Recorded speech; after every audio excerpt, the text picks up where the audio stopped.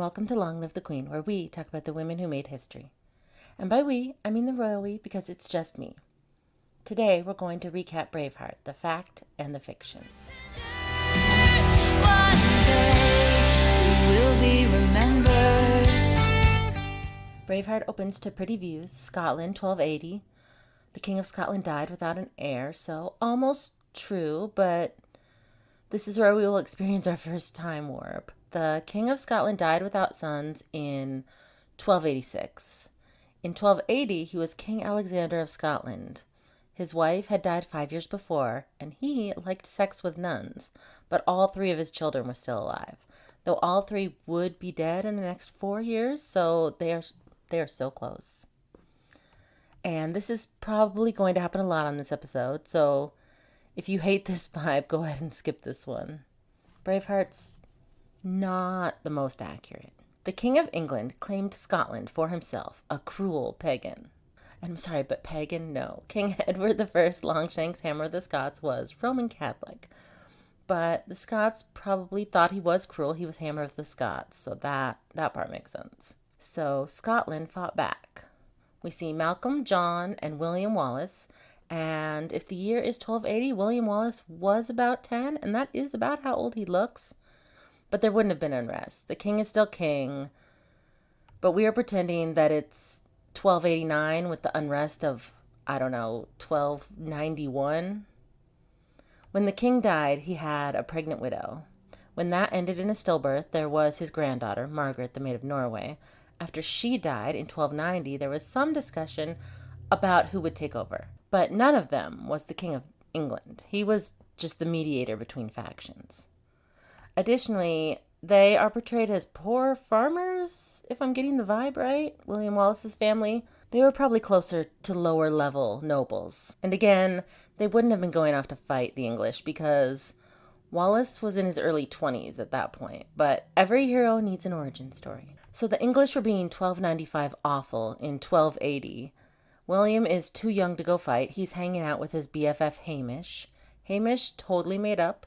He probably did have childhood friends.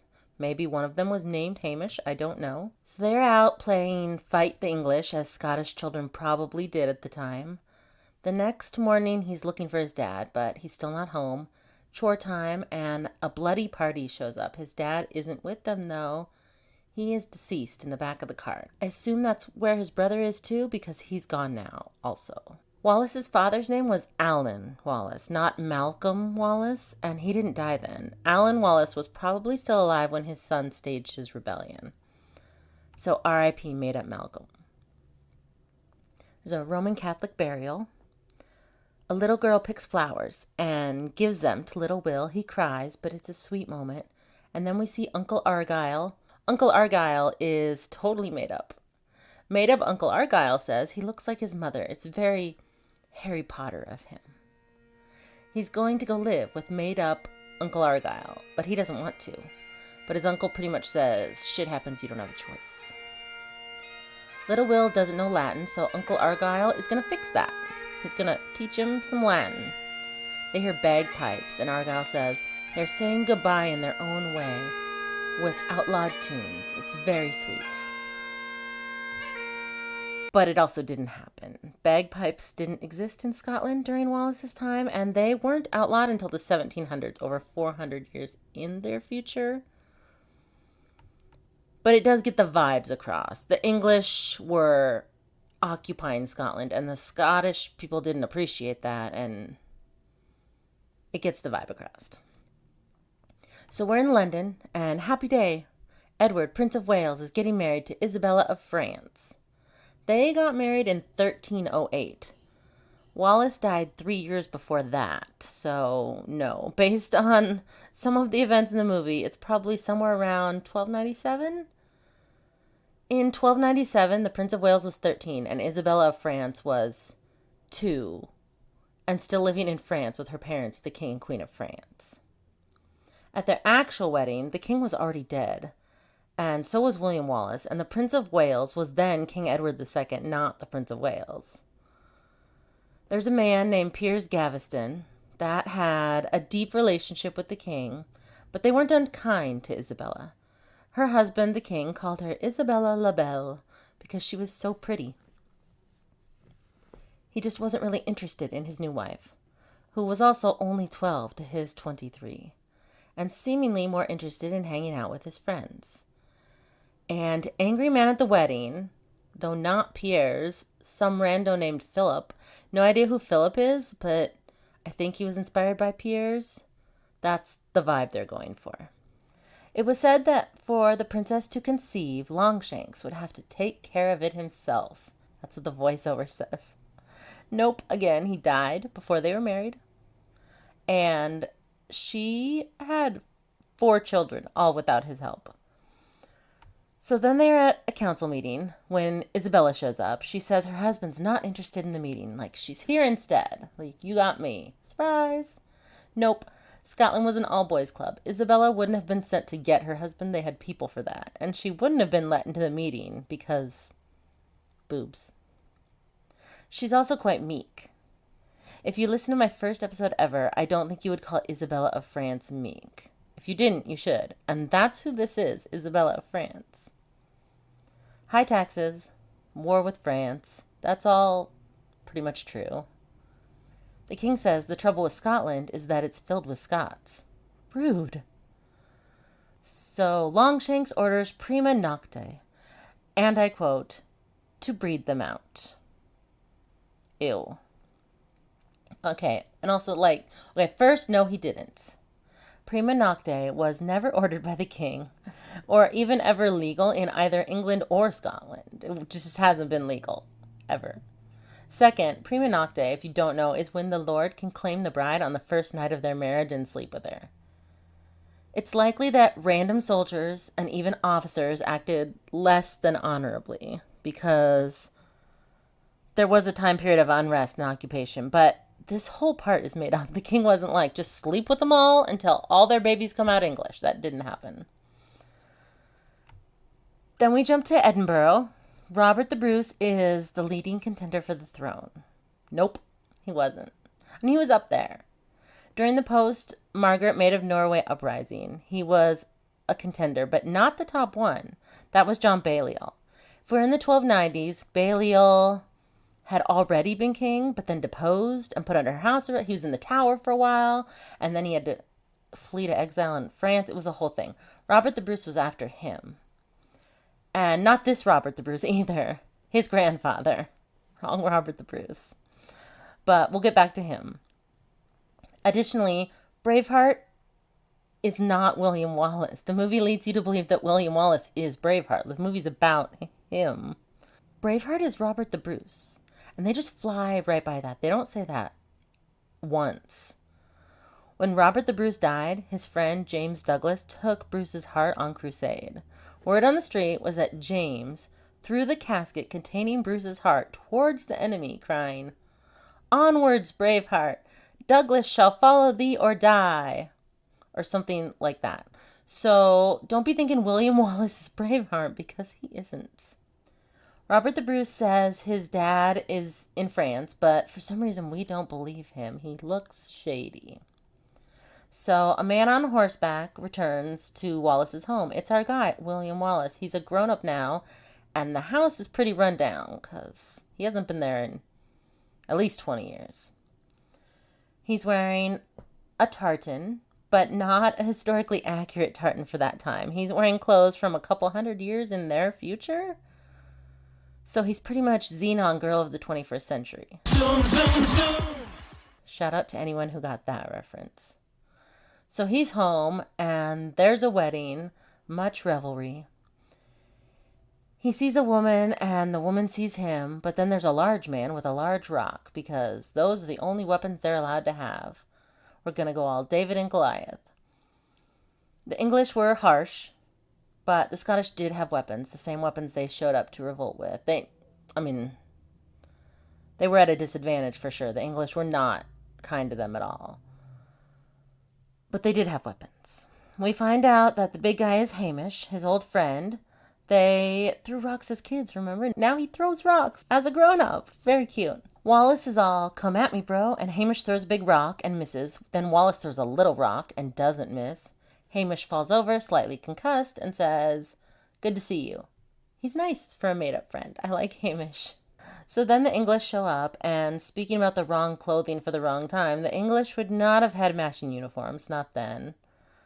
They are here for prima nocte. The groom is mad, but the bride reluctantly agrees. She sadly kisses him goodbye and rides off with the English. Definitely sad if it happened, but it didn't happen in an official capacity. Wallace is in his house now, but also being rained on because his house kind of sucks right now. He goes to see the girl from the wedding, who is also the girl from the funeral, Murin. Cute. Her name is Murin because her name was probably Marion, but the Braveheart people thought the audience would get that confused with Maid Marian and Robin Hood, and they would think Braveheart was Robin Hood, so her name for this movie is Murin. Because we're dumb. I don't know. He wants to horseback ride in the rain, and she's down. Get in, loser. We're going shopping. She's like, hey, worth it. I'm in. But then it isn't raining and they aren't wet, so I guess it was like one of those quick rain and then not rain.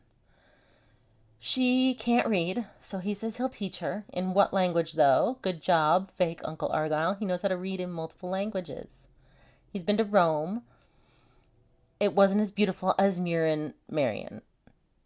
He belongs here in Scotland. Aw, cute. He takes her back home after dark and returns the flowers that she gave him at the funeral all those years ago. Very sweet. Men show up at his house and ask him to a secret meeting. He doesn't want a secret meeting. He wants to live in peace. You were born at the wrong time, Will. Later that night, he's back at Murin Marion's house, throwing rocks at her window. But oops, he hits her with one, so not a great way to ask someone out. They run off. He wants her to have his babies. She's like, yeah, I'll definitely have your babies. And they run off together and marry in the forest. Time out. So there's this guy, Blind Harry. He lived in Scotland and he wrote a poem about William Wallace 172 years after his death. But if you can't trust a minstrel, who can you trust? According to him, Wallace was married to a woman named Marion Braidfute. But we'll get back to Blind Harry later. So then Wallace carries Murin Marion more into the forest. They are naked and it looks cold. You can see their breath. It's like straight up close to winter at this point, I feel like. And if I'm going to be naked in the woods when it's that cold, I at least want a sleeping bag and probably a tent. Like, no, not happening. They are dressing in the morning, so they were naked all freezing night. Back in town, their wedding is still a secret. He's peeking at her and she's peeking at him, and an English guard notices. This guard leers at her and says she reminds him of his daughter. Ew. This isn't endearing, it's creepy AF. So she runs because, yeah. The soldier and friends catch her. She fights back, she bites him, he hits her, but then William Wallace is there fighting them. And the soldiers are mad. William puts Murin Marion on a horse and sends her off while he fights the English. He sees her mostly get away and then goes back to fighting. But then she gets knocked off her horse and she's captured, but he doesn't see. He gets away with an English uniform that wouldn't have existed at that point. But he can't find her because she's captured back at the village. She didn't actually get all the way away. So back at the village, the Scots get a lecture about how nice the English are trying to be, but that the Scots are making it really hard by not going along with their authoritarian rules. And assault on the king's men is like assault on the king, even if they are being all rapey. So Murin Marion gets her throat straight up sliced open. Be peaceably raped or die, that was the choice. So back to Blind Harry. According to him, Marion was killed, and though her death didn't start Wallace's hatred, it also didn't help. According to Blind Harry, she was killed by a sheriff and William dismembered him. So while Braveheart isn't exactly accurate at all, they are using a 15th century Scottish poem as source material, so that's not nothing. So then they wait for Wallace, who returns with a horse. Where did he get a horse? Because he put Murin Marion on his horse, remember? And was like, go. And then they didn't get away. But now he has a horse. He's surrendering. He's all, look, Ma, no hands. Like hands in the air on his little horse that he got from somewhere. But at the last minute, he pulls out a weapon and fights them. He's killing soldiers. Other Scots join in. It's a brawl. Hammers, swords. Hamish is now fighting. They're carrying English soldier bodies to use as human shields. Dead human shields. Just like pick up a dead guy and carry him around to block the arrows. William climbs to English archers. Punch, punch. Throw off the fort. More punches. Axes. Bodies on spikes. It's disgusting. If you are here for the battle scene coverage, you've come to the wrong spot. The Scots are breaching the fort. The English surrender. They seem to regret their choices. Mistakes were made. Wallace is covered in blood, but not enough because more throat slitting. So much blood. They all start chanting, McAulish, McAulish, McAulish.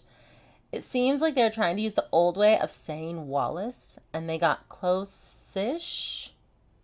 And then it morphs into them chanting Wallace, so we, the normies, understand that they are chanting Wallace. It's like they're trying to be clever, but they also need to dumb it down for us.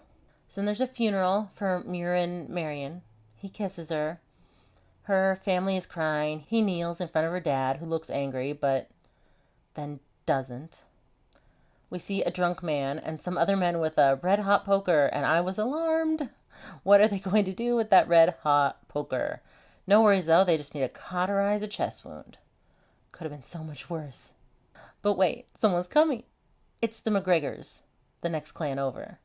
Wallace says, go home. This isn't your fight. And they're all, it is now. We're in this. We see men in kilts running through the forest. Then an English fort with a returning patrol. But surprise, it's Wallace and the Scots. They take over the fort with relative ease. Wallace is mad. The groom from the earlier wedding is real mad. William declares Scotland free, and they burn the fort to the ground. Then we jump off to the Prince of Wales, playing archery games with male friends. While their portrayal of the Prince of Wales doesn't strike me as at all accurate, this part is. He loved games and having fun with his male friends. He didn't really take his job as future king very seriously. He liked parties. And Philip is there. Again, who's Philip? Kind of a Piers Gaveston, Hugh Dispenser mashup. Inspired by, I don't know, Philip. So Philip's there. And there were rumors that they were romantically linked. They had an off-again, on-again relationship because the king kept exiling Piers. The same king who had encouraged their friendship in the first place. So the king shows up to inform his son about Wallace. The king hits Prince Edward. Prince Edward is cowering and kind of sniveling. The portrayal of him is not flattering. The king tells him to quell the Scots. One day you'll be king. Act like it. This attitude was probably fairly accurate. Well, the Prince of Wales does not seem like an accurate portrayal necessarily most of the time. King Edward I's portrayal does seem fairly accurate, his reaction to his son. The king didn't think his son was strong enough or manly enough or warmongery enough to be king. He kept trying to resolve the issue by surrounding him with manly men as good examples, and one of those manly men was none other than Piers, or in this movie, Philip. The king leaves. Isabella tries to console him. He yells at her, get away. But again, she was still a child in France, so don't feel too bad for her. It feels like Braveheart is trying to make the prince weaker than he was. To be fair, he was deeply unpopular in his own lifetime. He was seen as weaker than his father. But his father was King Edward I, Hammer of the Scots. Those are big shoes to fill. You can share your thoughts with me at longlivethequeenpodcast@gmail.com or on Facebook or Instagram at longlivethequeenpodcast. Smash that like button, follow or subscribe, share with anyone. I'm not picky. Long live to all the queens out there, and until next week, bye.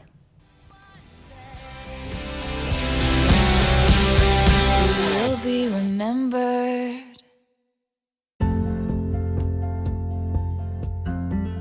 Thanks for listening.